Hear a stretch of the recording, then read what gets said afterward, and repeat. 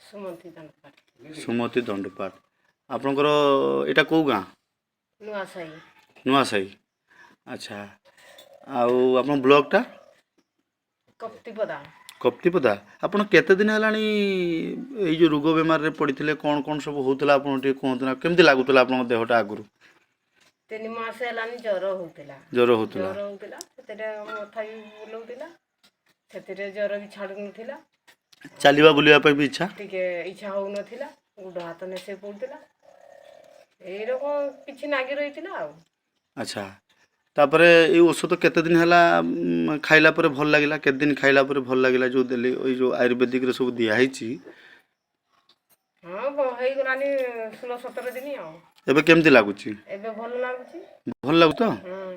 ଏଇଟା କେଉଁ ଔଷଧ ଖାଉଥିଲ ଜାଣିଛ ନା? ଅମୂଲ୍ୟ ହର୍ବସ୍। ବୁଝିପାରିଲ? ଇଏ ହେଉଛି ଆୟୁର୍ବେଦିକର ଅମୂଲ୍ୟ ହର୍ବସ୍ ଗୋଟେ।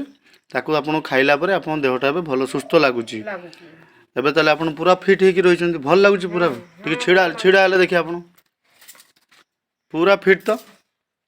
କିଛି ଚାଲାବୁଲା ଠିକ୍, ହାତ ଗୋଡ଼ ପୁରା ଠିକ୍ ଅଛି, କିଛି ଅସୁବିଧା ନାହିଁ? ଭଲ ଲାଗୁଛି ଏବେ ପୁରା? ଠିକ୍ ଅଛି, ଆଉ 2 ମାସ କମ୍ପ୍ଲିଟ୍ କରିବେ ଆପଣ ଔଷଧ, ପୁରା ଭଲ ସମ୍ପୂର୍ଣ୍ଣ ହେବେ। ବୁଝିପାରିଲେ ନା?